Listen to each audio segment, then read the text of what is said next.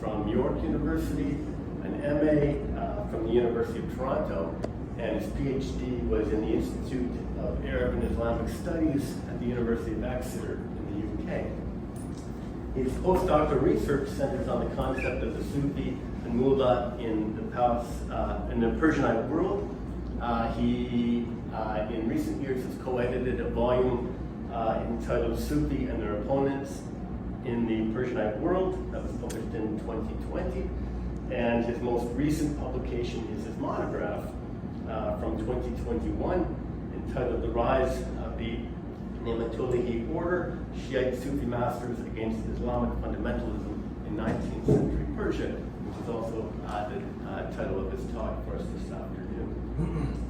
So Dr. Tabandeh will speak for about an hour or so, and then at that time we'll have a bit of time for some questions or discussion.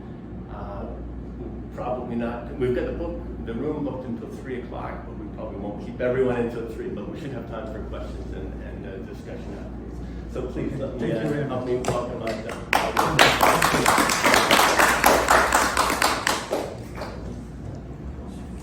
Actually, before I go to the subject of my talk, I thought I should give you a short introduction about Sufism. So if we look at Islam in general, Islam is divided into two schools of Sunni Islam and Shi'ite Islam, and majority of the Muslims are Sunni, which are residing in Arab countries, Pakistan, and Indian Muslims, majority are Sunnis. Whereas in Iran, the majority are Shiites, and also a big population of Iraqs are Shiites. But I just want to give you this idea, but this is based on their jurisprudential view. But we have another stream within Islamic culture which is called mystical thinking or mystical way of Islam, which is divided into three main schools. Shi'ism, they have their own mystical philosophies. Ismailis, but Ismailis are also a school within Shiite culture or Shiite schools. However, they are kind of separated right now. And we have Sufis. And if we go to the history of Islamic mysticism, in many certain eras, the borderline between these three is not clear, because it's usual within all mystical religious schools. Sufis existed among both Shiite and Sunnis. It depends on the place that they lived in. So if they were in a Sunni country, the majority of the Sufis were Sunnis. Or if they were in Shi'i countries, they were mostly Shiite Sufis. And almost from the beginning, from the second generation of Muslims, or third generation, we see that there is a kind of confrontations between exoteric scholars of Islam and esoteric esoteric mystics of Islam. Basically what Sufis or mystics did, they made a mockery of these exoteric scholars, that how you can find God in seminary schools or through reading text. You should have a mystical experience to understand this divinity. Whereas the exoteric scholars, because they always had the jurisprudential power, they persecuted Sufis. And if you look at the history of Islam, Prophet Muhammad passed away on year 632. And almost from the 9th century, we see the persecution of Sufis. Early on, we see these persecutions from exoteric scholars. So this point, this is an introduction I would like to give you. And also, another important thing is we should know about Ibn Arabi, who is one of the greatest figures in the history of Islam. He was a mystic philosopher. He was the first philosopher to kind of philosophize or theosophize the idea of unity of being. Unity of being, if I want to explain it in two sentences, is that there is only one being which is divine, and everything else is only manifestation of that divine. So the being is God, nothing other than God, but everything is united in a sense that it is the manifestation of divine. That's what he brought. And this school, the matullāhī school, they are followers of Ibn Arabi. That's why I thought I should talk about Ibn Arabi. Now, I think I should introduce myself to. I want you to know the motivation that I started to study about Sufis and their persecution. This is a picture of my father. He was the sole master of matullāhī order. He passed away at the age of 52 in the 16th of January 1979. I was only 17 years old. The Iranian authority said there shouldn't be any autopsy. You should bury her within 24 hours. So his body was moved to the graveyard and buried within 24 hours. I was a young kid. My heart was filled with hatred and grudge. But I started to do further research. I found out that the name of the matullāhī order is named after him, who is my great-great-grandfather. He was an exoteric scholar and a Sufi master. Actually, the matullāhī order is divided to three main branches. The names are there. The first one is Gonabadi. He was strangled to death by extremists because of being Sufis. Then I look at his son, who is my great-grandfather.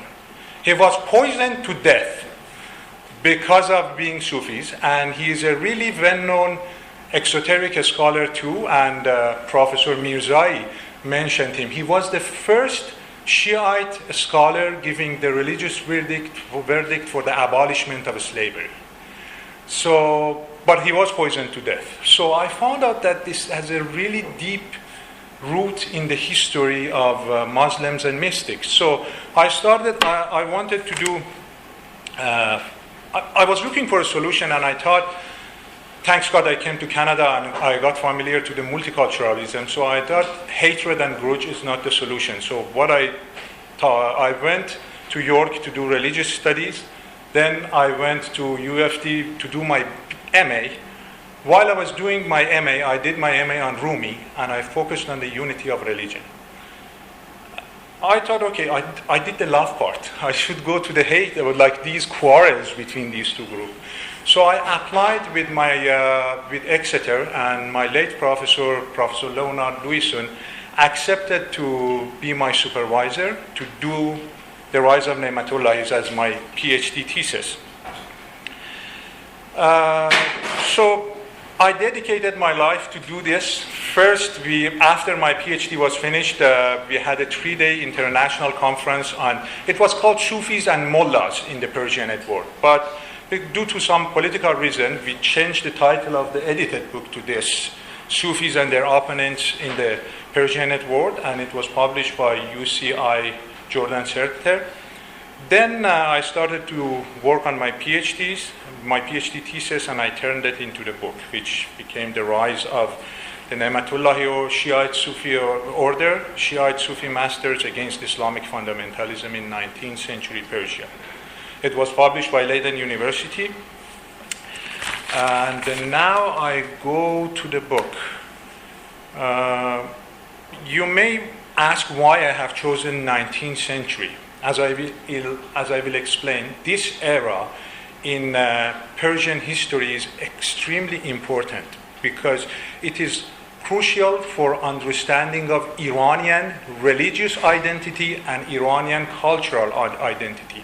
Most of the Shi'ism and Sufism we have today is the heritage of Qajar dynasty, which is in the 19th century. And that is why I decided to do research about this era. And another thing is that in Persia, there were two major Sufi inquisitions. One happened during the Safavid era, which I will explain, and the second one happened in the Qajar era, which is 19th century. So it was a good era to do research because it was kind of when Iran was moving to the modernism. Besides that, they were persecuting Sufis. Chapter 1 of my book is an introduction.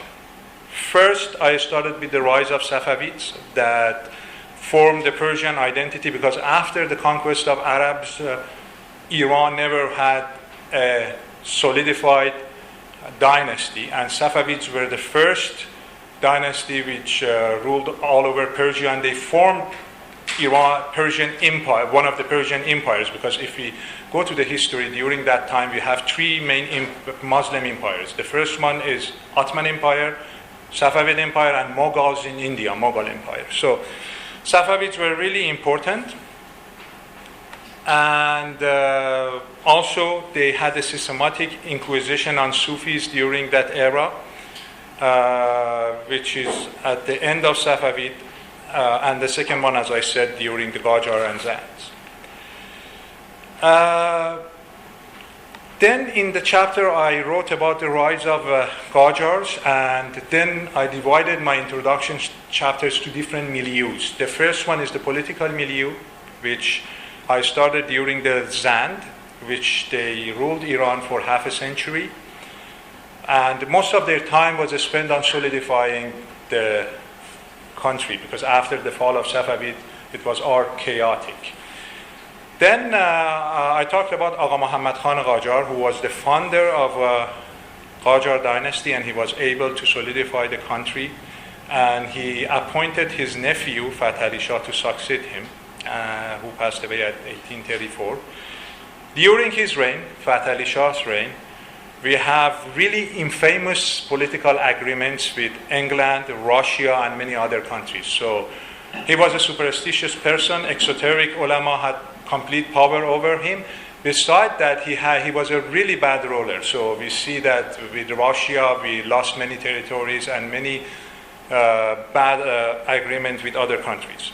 Then I went to the religious milieu. I explained that how during the Safavid, ulama had a political position called Shaykh al-Islam. Shaykh al-Islam was appointed by the king, and they were the head of the religious clerics. However, after the fall of Safavid, none of these two dynasties, Afshar and Zands, did not support these exoteric scholars. Basically, they found out that they are not favored by the government, by the king, and they are not paid, so they need money. They started to have their own financial system, their own religious endowment, and because they were starting this thing, they could not tolerate any rival, Sufis or any other school, because they needed their financial incomes and social support. So they did not tolerate any other religious group. I will go further while I go to the next chapter. Then in my first chapter, I focused on the literary milieu of that era. As a British Iranian Iranologist, Edward Granville Brown, said about this era, he said, the 18th century, in his book called A Literary History of Persia, he stated, the 18th century of our era, especially the troubled period intervening between the fall of Safavi and the rise of the Qajar dynasty, was the poorest in the literary achievement.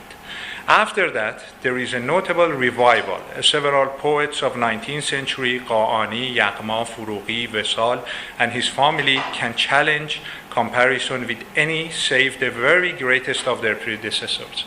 So it was a kind of a revival, but not as great as like earlier Persian poets. So I talked about different Persian poets. I also talked about the literary genre of religious genre of that era, and the palace literature. So that's this part of the literary milieu.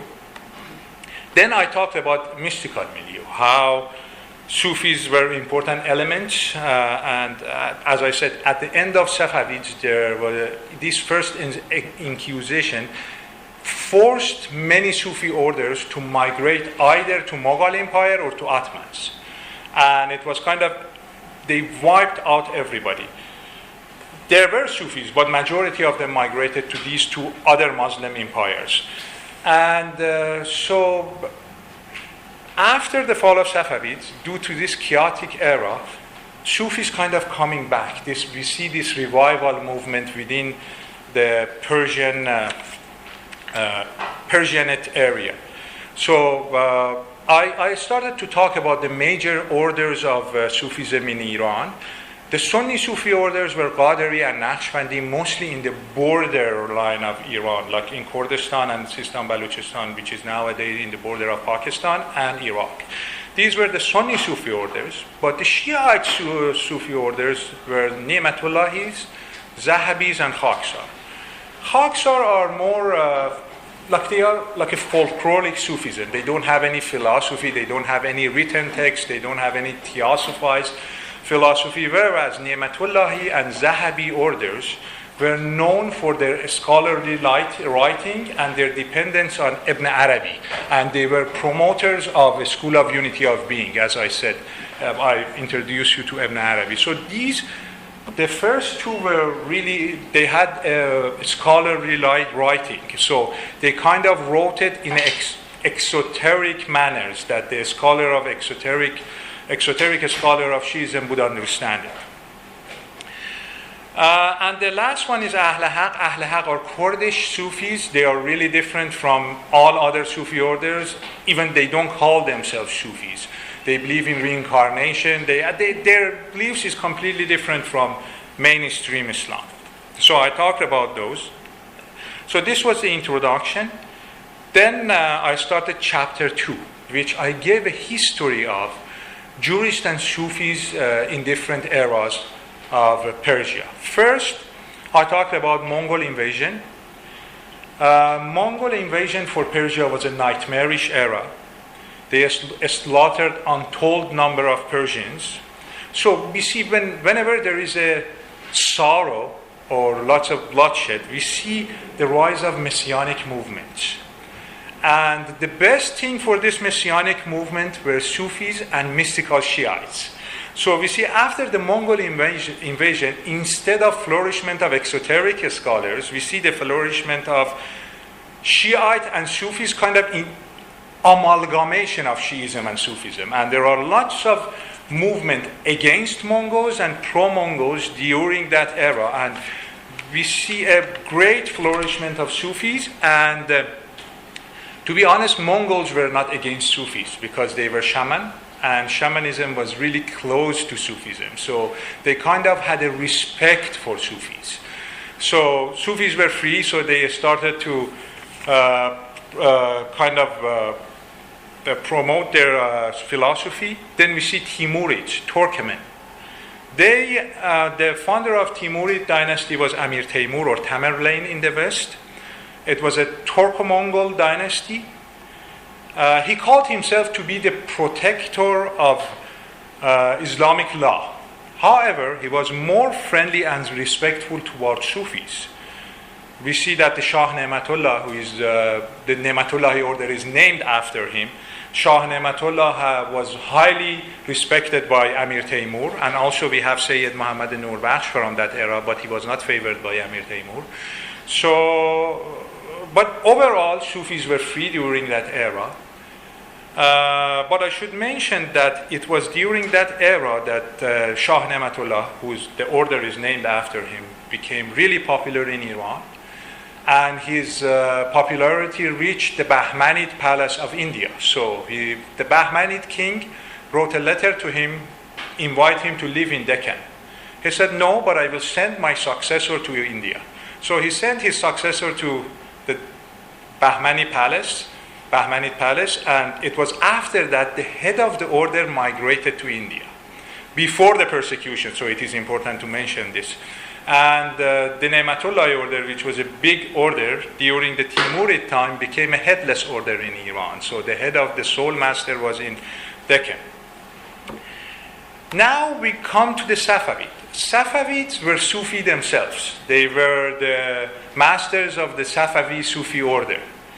They were a messianic movement against the ruling system, and Shah Ismail was the founder of the order. And they called him Mahdi. Mahdi means the savior. They called him Messiah. He was the master of the order. Even one of the Venetians traveler who traveled to Iran, he said that they view Shah Ismail as the God. He is like the incarnation of God. So he was really holy. And you see that they became to power with a Sufi belief, a messianic Sufi movement. It wasn't even a regular Sufi movement. It was a messianic, extremist Sufi movement. However, after they solidified their power, there is no use for messianic movement. So they they needed a codified, solid religion. So basically what they did, Shah Tahmasp, his successor, asked for all Shiite exoteric scholars to come to the capital and start to codify their religion. And he asked the Shiite scholars of Jabal al-Amil, which is located in Lebanon, to come to Iran. And they were all the Shiite exoteric scholars, not mystics, gathered in the capital of the Safavid. And it was the starting point to kind of criticizing the Sufism. Although they were Sufi masters, but we see that the Sufism had no use for them, because they had a solidified power, they were king, no messianic. So we see that it was during that era, we see the persecution of Sufis. Many Sufis were persecuted, which ended to the migration of all Sufi orders to different empires. Even nowadays, many of the originally Persian Sufi orders, they did not return to Iran. Nur Bakhshis are in Pakistan. Not Cheshtis, but Nur Bakhshis, or also we see Bektashis. Bektashis were originally from Nishapur of Khorasan in Iran, but right now majority of them are in Albania and Turkey, so they are not in Iran. So many of them did not return back to Iran, but matullāhī and Zahabis never moved out, but matullāhī kind of returned back. So the next chapter, which is chapter 3, is about this revival movement of matullāhīs. So we see that the master of the order, whose name is Riḍā Alī Shāh Deccani, received lots of letters from his followers in Iran that we need a master. Appoint a master to come back to Iran. Right now there is no persecution of Sufis, you should send someone. So he sent Majdhūb Alī Shāh, who was Indian, to kind of promote matullāhī Sufis and kind of gather all the followers, disciples together. He was not familiar with Shi'ite exoteric law. He was more of Indian style mystic. This is a picture of him, but in reality what I read in his biographies, he was almost half naked, like all those sadhus, with being more toward vegetarianism. So he came with the Indian culture to Iran. He was a charismatic leader, really good poet, came to an extremist, exoteric-based system. Lots of people converted to him, but from the regular class of society. Even Sir John Malcolm, in his History of Persia, said numerous people converted to him, and even from the class of Shiite exoteric scholars, which ended, many of the scholars felt the danger. They have a really good rival, so he's propagating a universal love, unity of religion, so he is dangerous. So basically, the champion of this persecution is Muhammad Ali Behbahani. He gained the title of Sufi killer, Sufi Kosh, in Persian. He basically, what he did, he captured Ḥusayn Alī Shāh. While he was he captured Ḥusayn Alī Shāh, the Iranian monarch sent him a letter. You should send him to the capital for the persecution. You should not do it. And he wrote back, it's none of your business. It's a religious matter. And because of his power, the monarch of Iran did not do anything. And Ḥusayn Alī Shāh was drowned in Qarasu River in the city of Kermanshah. Then another religious figure who was a poet and a musician called Mushtaq Alī Shāh was stoned to death. Another great figure was Nur Alī Shāh. He was poisoned, but he didn't die. But many of the Sufis were killed, either by the king or by these scholars. So if we look at this, is really crucial that they came with this idea of love, universal love. They made a mass conversion, but all of them were persecuted or killed. So they were looking for a solution. What they did, the master of the order in Deccan appointed this guy, Ḥusayn Alī Shāh, as his successor. Who was Ḥusayn Alī Shāh? He was an exoteric scholar and a Sufi residing in those seminary schools. He even lived in those exoteric scholar places. He lived in the house of his enemies. So he was a preacher and he was a mystic. So he was appointed, and after he became the master of the order, he dissimulated his belief. Why? Because of the persecution they had, stoning, killing. So he thought for a certain period of time they should kind of cover their belief, do the dissimulation, which is a big thing in Shi'i and Sufi beliefs. So, and it is really important that it coincided with the entrance of Henry Martyn to Iran. Henry Martyn, one of the Christian missionary from India, came to Iran. And he translated the Bible into Persian. And he started to go to the seminary schools, learn Shi'ite jurisprudence. And he wrote, he started to give a preach against Islam, which made a reaction from ulama, and which is called which created a literary genre among ulama, which is called Padri's refutation. Padri is the name of Henry Martyn, Holy Father. So it gave a new genre of refutation of Padri, against Padri and his claim. So the important thing is that the first refutation was written by Ḥusayn Alī Shāh. So he made his name among these exoteric scholars. He wrote the first Radd Padri, refutation of Padri. And he became really popular for that. Although once he was persecuted and he was summoned to Fath Ali Shah's palace, but he convinced Fath Ali Shah that he doesn't have to do anything against Islam. So at the end of their session, Fath Ali Shah, the monarch, admired him. So he wrote his book against Henry Martyn, and these are his important points. You can see, I read it 1,000 times, this book. If you read it and you don't know that he was a Sufi, you would say it was written by a seminary scholar. But if you know he was a Sufi, you can see the hints in his writing. For example, unity of religions. It is referring to the philosophy of Ibn Arabi, but indirectly, that all religion has one essence, which is divine light, and all the religions are united. Never an exoteric scholar would say that. Only mystics would say that. So also he talked about miracles, Islamic law, and also he compared Islamic intercessions with the Christ intercession, how Christians believe in intercession. Oh, I think the spelling is wrong in here. So the Christ intercession and Muslim, the difference and similarities between these two groups. And at the end of his book, he talked about people of the book, which is Christian and Jews, and he admired them, especially the Christians.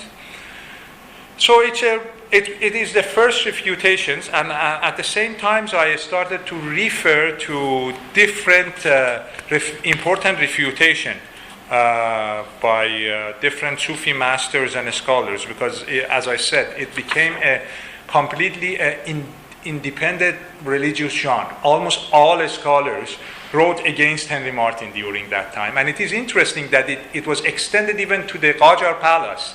You see that the literaries in Qajar Palace wrote in refutation of Padri. So it became a huge thing in Qajar era. So I talked about that, and at the end I concluded that Ḥusayn Alī Shāh was able to kind of solidify the matullāhī order by pretending to be an alim. Even he told his followers, you should not bow at me because I am your master. You should be careful that do not make any suspicious among these people because they don't know I am a Sufi master. He said that when you practice your meditation, you should not close your eyes because they will find out that you are a Sufi. So you should be careful about all of this. And he never ever wore a Sufi garment. He wore a garment of exoteric scholar. So he was able to kind of solidify the matullāhī order. And his successor is this guy, Majdhūb Alī Shāh, who is the most greatest master in matullāhī Sufism. Why? Because he was not a regular seminary scholar. He had permission from one of the greatest seminary scholars of the time to issue religious verdict, which gave him a really high position among ulama. Beside that, he studied Shi'ite philosophy, Shi'ite mystical philosophy. So what he was able to do, he was able to kind of create an amalgamation of Shi'ite mysticism and Sufi mysticism. And he wrote number of apologetical writing in defense of Sufism. There is a book called Aqaid al-Majdhūbiyya, means Majdhūb's beliefs, which is referring to his spiritual title. Also, he wrote another book, The Mirror of Truth, Mir'atul Haq, which is, I think it's 400 or 500 page. It is an apologetic theory, defending the philosophy of unity of being, defending the zikr, which is a Sufi meditation, defending all different Sufi beliefs and kind of integrated into Shi'ism. And he also get help from the Shi'ite Sufi mystics of Safavid era. He referred to Shi'ite mystics of during that time. He was a really knowledgeable man. If I want to compare it to the Ḥusayn Alī Shāh, Ḥusayn Alī Shāh was more of a preacher and a lay exoteric scholar, but he was extremely knowledgeable. He was well-versed in Rumi, well-versed in Sufi texts, and well-versed in Shi'i jurisprudence, which is exoteric science, and well-versed in Shi'i philosophy. So basically, my book is about him, but I wanted to mention the other two important masters. But he is the most important one for the revival of matullāhī Sufism.